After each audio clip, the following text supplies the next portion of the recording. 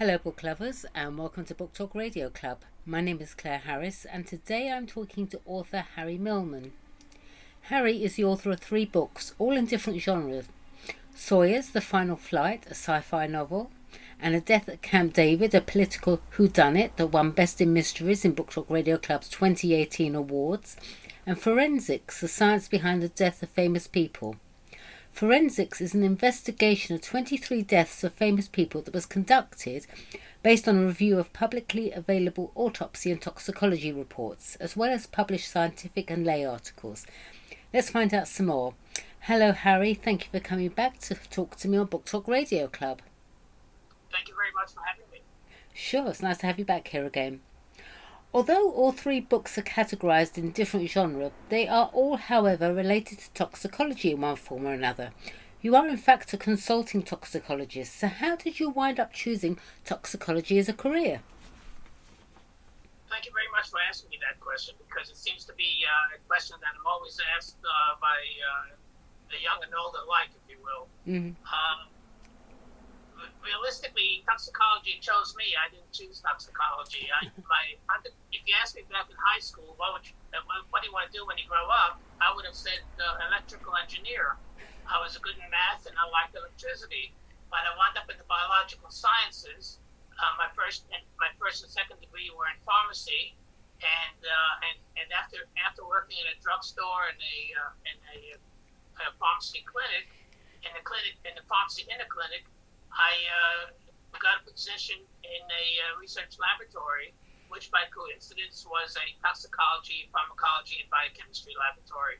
And I liked research, and and like I said, it was a laboratory of toxicology at the National Cancer Institute, National Institutes of Health, in Bethesda, Maryland, here in Washington, in the United States. And I was there for 10 years, and they in turn put me through a PhD program in pharmacology. And by the time I finished my 30-year career in the government, and I've worked 10 years in laboratory toxicology, another 18 years as a toxicologist and cancer expert at the Environmental Protection Agency, and life takes you in mysterious ways. And after I finished my 30-year career, I started consulting in toxicology, and eventually I started writing novels. So tell me about the 3 books and how they came about, and also what is their general plot?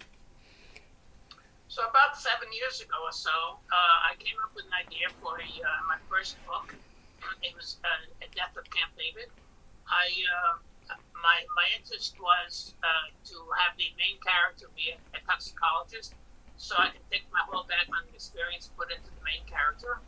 And I wanted the book to basically be about finding a body at a government installation, and what better example of government installation than Camp David, where the presidents of the United States go for their weekend retreats.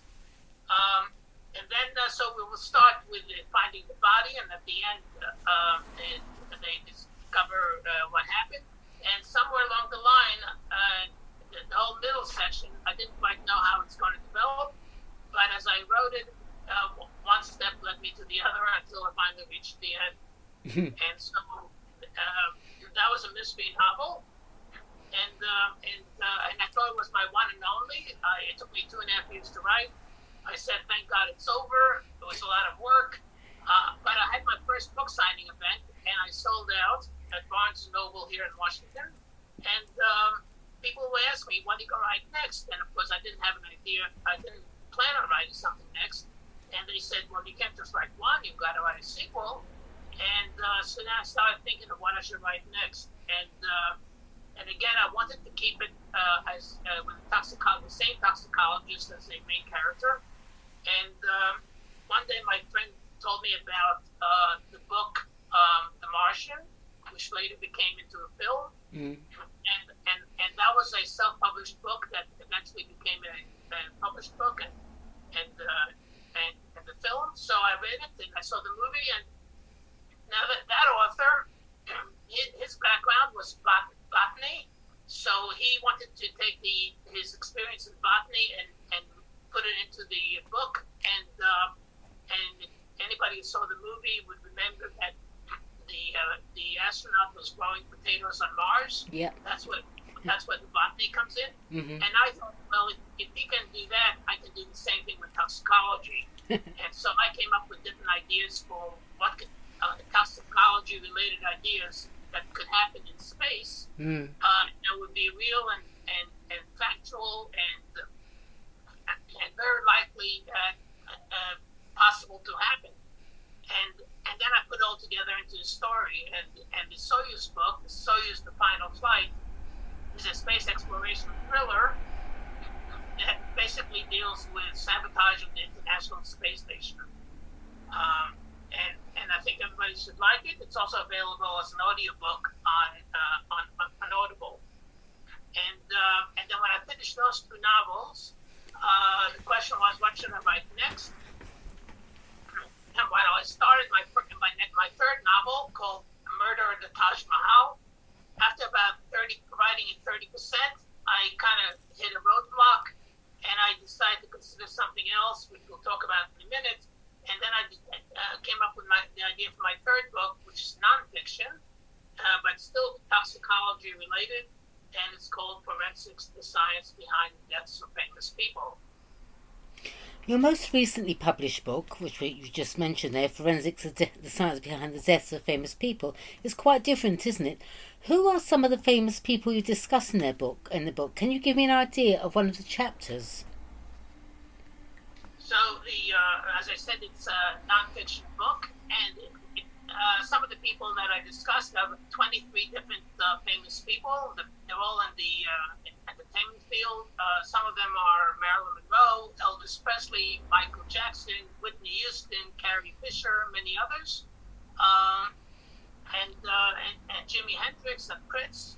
And the way the book came about was that, well, as I indicated, I was writing the Taj Mahal book, and then one day I heard on the news that Carrie Fisher had a medical emergency aboard a plane as she was flying back from London to Los Angeles. And if you all remember, Carrie Fisher played Princess Leia in the Star Wars series. Absolutely, yeah. And so she had a medical emergency aboard the plane where she slumped over, she vomited, she lost consciousness. They landed in Los Angeles. 3 days later, she died in a hospital. And so I reviewed what happened. I reviewed the various articles that were written at the time, and then I looked for the autopsy report, and I noticed that there was no autopsy done because the family had refused to give an autopsy, permission for an autopsy to be done. And yet the coroner had to determine the cause and manner of death of Carrie Fisher. And so I investigated further, and basically now that just to fill the audience with the details, an autopsy couldn't be done. When you do an autopsy, you open up the body, you look at all the organs, and you do some other tests as well as look at blood work and urine samples. And in this case, they couldn't do any of that because the family refused to give permission. So the most they could do was for the autopsy, they did a CAT scan of the body, which is like an X-ray of the body, so they can look inside, look at for any gross changes, anatomical changes, which they didn't find any. And so the next step is to do some blood work. And as I mentioned, they couldn't get any blood or urine samples or hair follicles or anything of that nature because the family refused to give the permission. So they had to rely on any blood that was left over at the hospital after they finished all their tests over there. Because at the hospital, they take samples to help them, to assist them in their medical treatment. So as you can imagine, there wasn't much blood left or urine left, but nevertheless, whatever they had, they provided to the coroner and the toxicologist to examine. So usually there's a two-step process in the testing. The first one is just kind of what we call quick and dirty, which is just identifying to see if there's any substance in, let's say, the blood. And then once you identify, you then do a second test, which is much more specific, to quantify. Also, the first test is subject to false positives, but the second test is not because it's much more specific. So now now by doing the second test, you can both identify and quantify. Unfortunately, in this case, with Carrie Fisher, there wasn't enough sample, so they could only do the first test. And so they couldn't get as much information as they wanted. And so the only thing that they found was, among other things, was metabolites of cocaine and heroin, as well as some pharmaceuticals that she was taking for various treatments. So that was an indication, but not sufficient to conclude on the cause of death.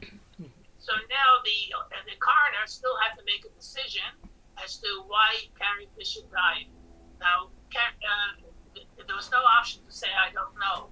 So Carrie Fisher's medical history was such that she suffered from sleep apnea, among other things, and she had various episodes of sleep apnea on the plane. Sleep apnea being where you stop breathing for a few seconds, but then you start again. So she had several episodes, and I didn't know that sleep apnea could kill. But nevertheless, the coroner concluded, since he had to come up with a conclusion, he concluded that Carrie Fisher died from sleep apnea in the absence of finding any anatomical changes. And as I mentioned, he couldn't blame a drug overdose since there wasn't sufficient. Didn't have sufficient information to make that conclusion. So he concluded that she died from sleep apnea. And then the next thing he had to conclude was the manner of death. The manner of death, 5 different categories. There's natural, there's homicide, suicide, accident, and when none of those fit, then it would be undetermined. He couldn't, because he was lacking information, he couldn't conclude on the manner of death, whether it was suicide, homicide, or an accident. Obviously, it wasn't natural, so he concluded that it was undetermined. And he wrote in the autopsy report all the deficiencies and the lack of information, unable to do autopsy or sufficient testing to make a firm conclusion. So, all in all, we have Carrie Fisher dying, and you can see the problems that a coroner would have when there's not sufficient information or the family refuses to give permission for an autopsy to be done. And as a result, that gave me the idea of looking at other autopsies and other deaths of famous people, and I came up with a list of 23, and those are included in my book. So what lessons do you want your readers to take away from your latest book, then? So the lesson you want to take away from the book is the main lesson, and that's besides learning something about the individuals and drugs and that sort of thing, as well as toxicology. The main lesson is that 2 main criteria, if you will, that the coroner is assisting with, and that is cause of death, which is a biological explanation for how a person died, for example, a heart attack or a drug overdose. That is an area that is very scientific, based on science and principles and information, and that's where toxicologists come into play, and forensic toxicologists provide their input. And then there's the other thing, which is the manner of death, which is a medical legal interpretation of the events surrounding the death. So, and that is subject to interpretation, as I indicated. So it could be, for example, one person will say it's suicide, somebody else will say it's homicide, and that's the area where conspiracy theories lie. So when you're reading the newspapers, magazines, and tabloids, if you notice, when they complain about any entertainer's death, they always talk about the manner of death. They never complain about the cause of death, because that's a very scientific explanation, for which normally there is no dispute with the conclusions there. It's the manner of death that is subject to interpretation. So I just want the viewers to be aware that when they're talking about when the especially a famous person, they should make sure they understand that the science part, the cause of death, is fairly firm.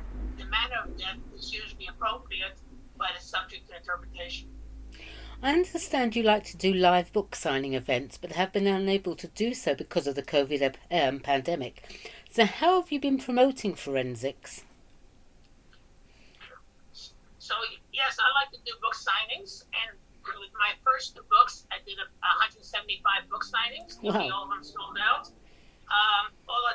Nearly all at Barnes & Noble, a major bookstore here in the United States. And I was hoping to do the same with this book, and hopefully I will once COVID is over. But because COVID, then you couldn't congregate in bookstores, and so they haven't had book signing events. Now, the reason I like book signing events is, one, I'm able to present myself and the book. There's nobody who can explain my book any better than I can. Absolutely. So I like to do that to the customers as they come into the store. Two, I like meeting people, so and interacting, and three, I like the salesmanship, the ability to have people buy my book when in fact it just came into browse. So take all that together. I like doing book signing events. Now, as I said, I couldn't do it at Barnes & Noble, but about a month ago or so, the Fort Meade Post Exchange, this is a military installation that has a post exchange, where I've also had book signings past with my first two books. Mm. They allowed me to do book signings about a month ago with a mask, and I did about 30 to 32 events over there with my current book. Yeah. And after I sold out 330 copies, wow. Now I'm waiting for Barnes & Noble to come up, and hopefully as things open up after COVID, we'll be able to do more book signings at Barnes & Noble.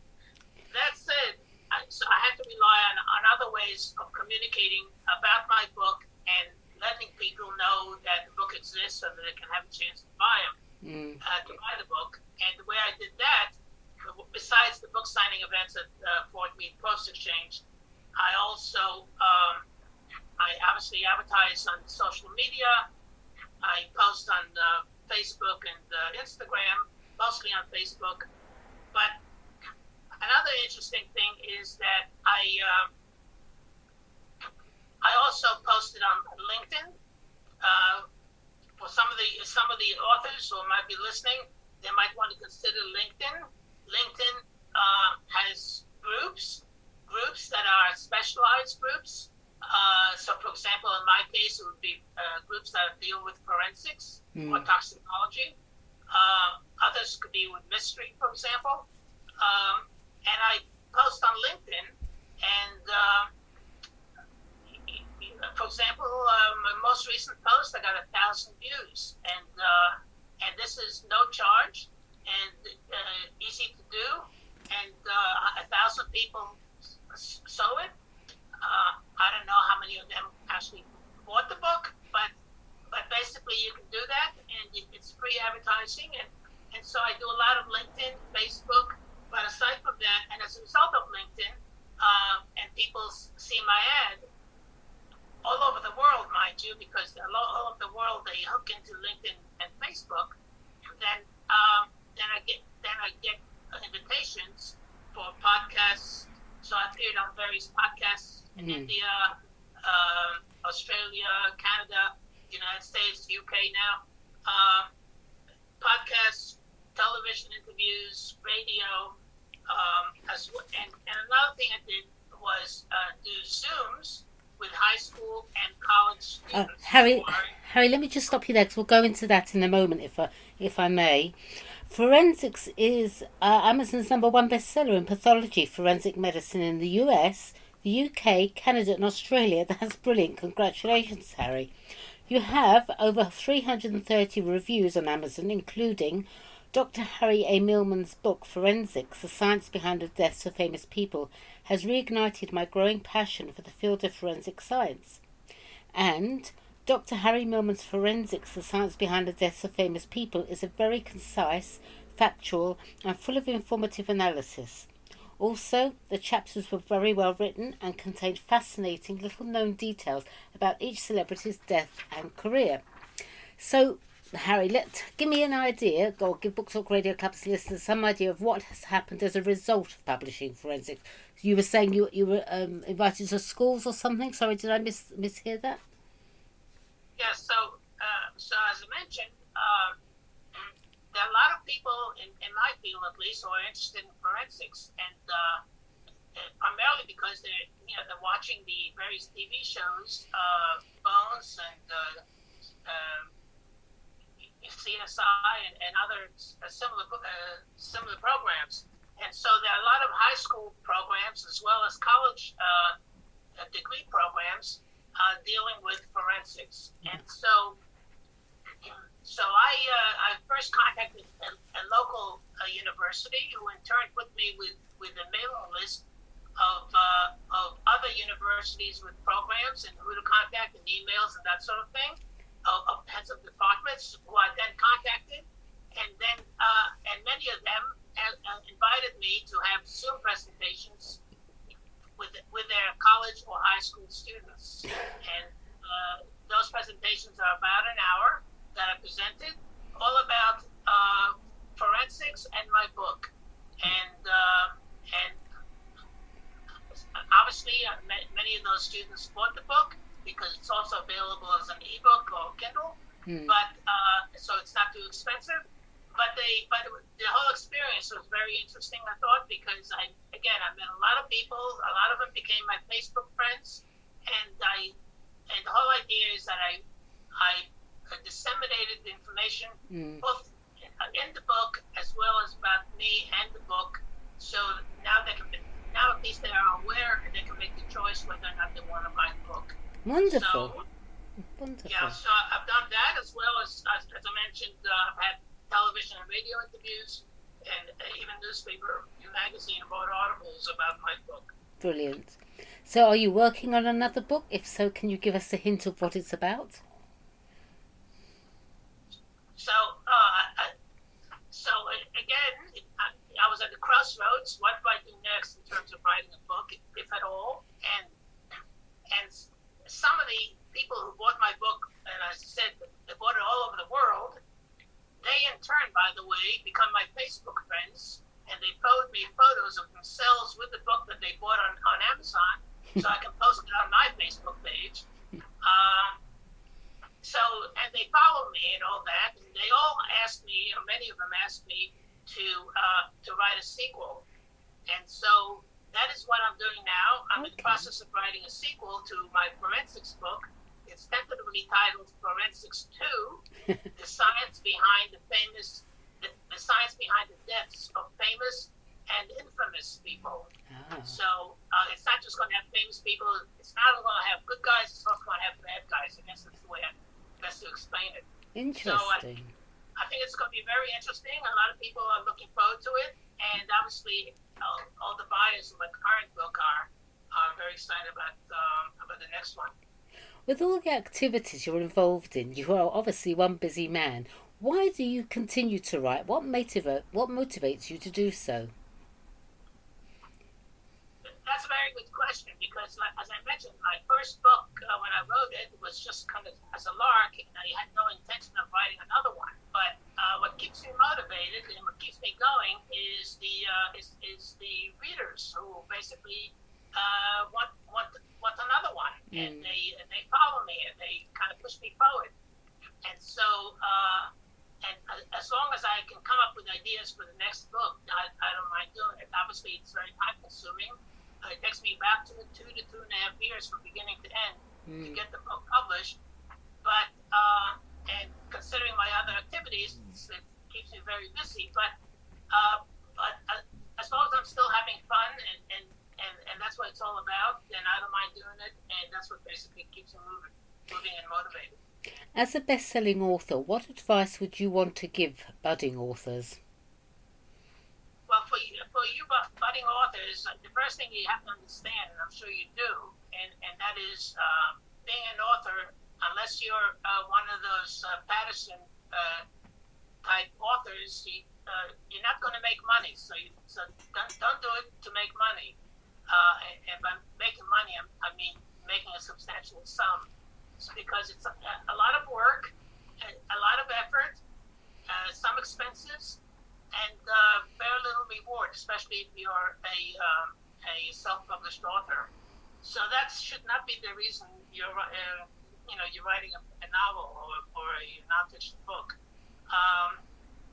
And then besides that, so obviously writing, so you have to write it eventually to finish it, and then have it edited.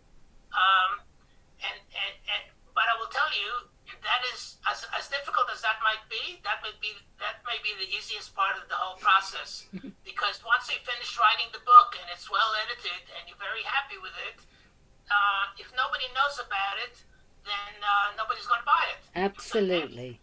So the next thing, the next thing is you really have to spend time and effort and some money in order to do the marketing, and because the more people know about it, the more people have a chance to consider it and buy it. Exactly. All right, well, lastly, where can readers purchase your books, Harry? Well, apart from Amazon, of course. So the website for the book is www.forensicsfamouspeople.com. That's www.forensics with an S at the end, forensicsfamouspeople.com. Well, that's easy. All right, well, thank you, Harry. Please come back on Book Talk Radio Club soon. I'd love to chat with you and hear more. In the meantime, good luck for the future, and thank you, everyone, for listening to Book Talk Radio Club. Lovely to speak to you again, Harry. Thank you so much. Bye now. It was a lot of fun.